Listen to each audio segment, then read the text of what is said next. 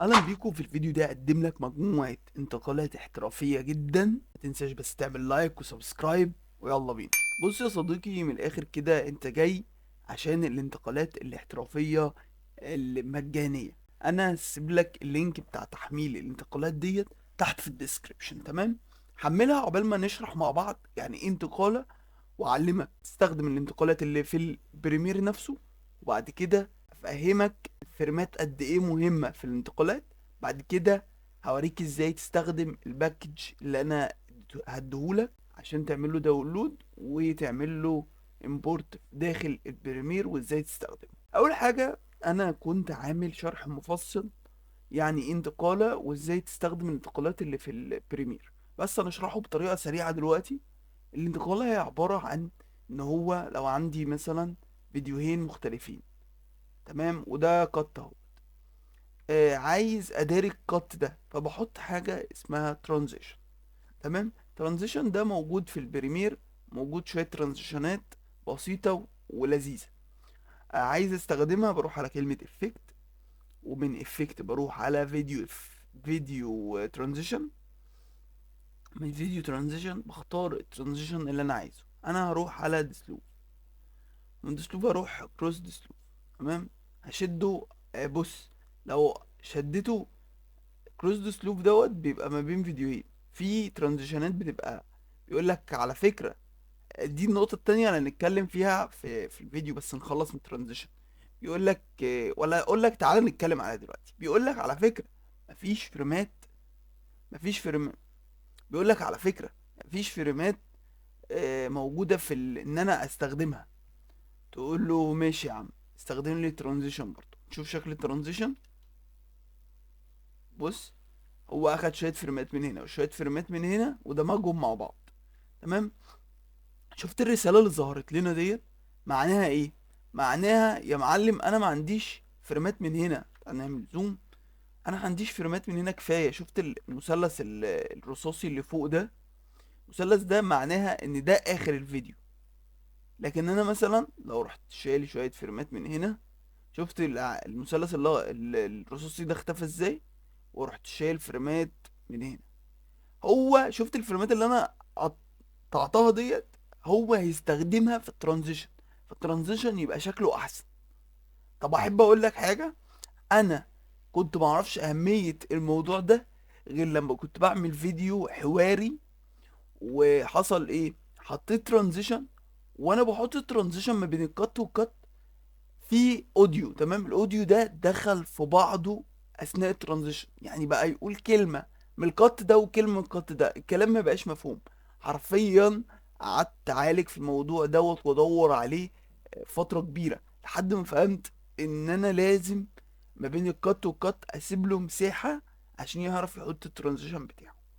فلا، مهم اهميه الفريمات ديت انك تبقى فاهم الجزء دوت، وانك تسيب له شويه فريمات من هنا وشويه فريمات من هنا عشان يقدر يستخدمها في الترانزيشن. دي حاجه مهمه. حتى لما قطعت شويه فريمات، بص لما احط الترانزيشن بتاعي، بص ما طلعليش الرساله اللي طلعها لي في الاول. بيقول لي يعني كده الترانزيشن هيبقى تمام وزي الفل ومش هيجرى اي حاجه.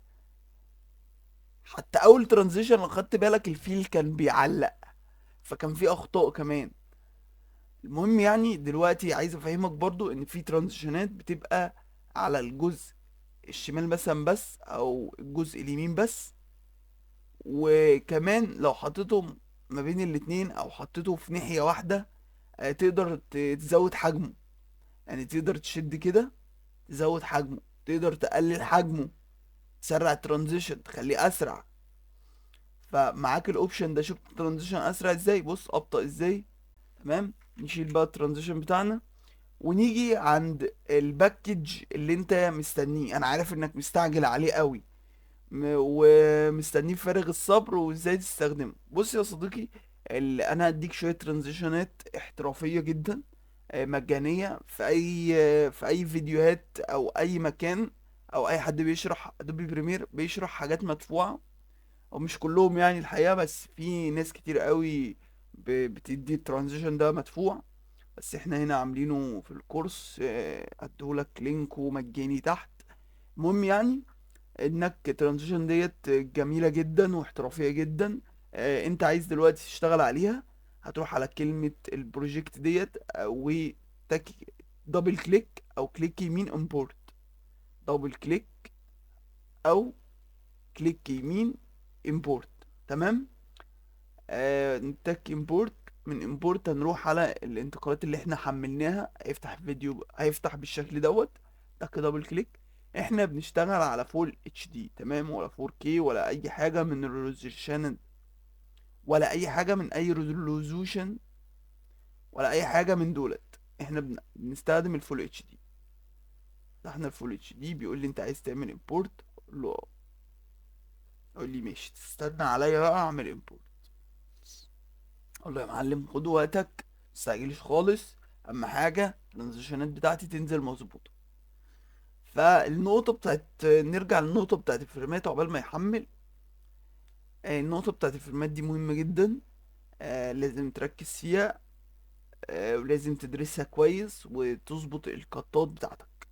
في ناس بتستخدم ترانزيشن في حاجات كتير قوي في فيديوهاتها، وقد ايه ترانزيشن مهمة قوي في القطات، بتدل على احترافية المونتير. بعد ما الفولدر اتضاف عندنا اهوت، هتفتح الفولدر وهيظهر لك مجموعة ترانزيشنات قوية جدا هتحول الفيديو بتاعك في حتة تانية خالص. ونفتح مثلا اول ترانزيشن. بعد كده نسحب الترانزيشن دوت، هيظهر معانا بشكل فيديو. هقول له لا يا عم انا عايز الترانزيشن بس، اروح متك دبل كليك، هيروح ظاهر معانا بروجكت جديد هنا واتعمل فايل لوحده. ليه بقى؟ فصل لي ترانزيشن عن الفيديو بتاعنا. فهنعمل ايه بقى؟ نروح احنا مسحين الفيديو وواخدين ترانزيشن دوت كوبي، ورايحين على البروجكت بتاعنا وعاملينه بيست، ونروح مسحين بقى ايه القديم دوت ديليت، ونروح هنا نروح حاطينه ما بين الفاصل. نقول له خلي بالك الفاصل لازم يبقى في النص. بعد كده نبدأ الفيديو بتاعنا ونشوف الترانزيشن.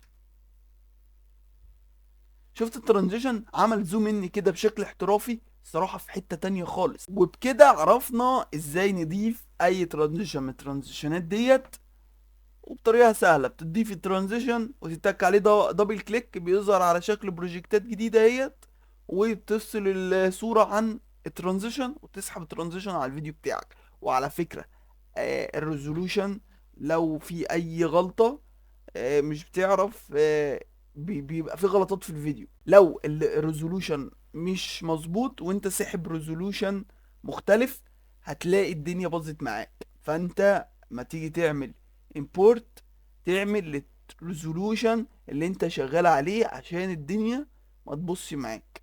تمام. انا دلوقتي وصلت لنهاية الفيديو، اتمنى انك تكون استفدت من الفيديو. ما تقلقش الباكج ده عندك تحت في الديسكريبشن، اعمل لايك سبسكرايب. وانا اسلام مندو، بعلم الادوبي بريمير من تحت الصفر للاحتراف. دلوقتي وصلنا لنهاية الفيديو، واحب اختم الفيديو بكلمة لا اله الا الله.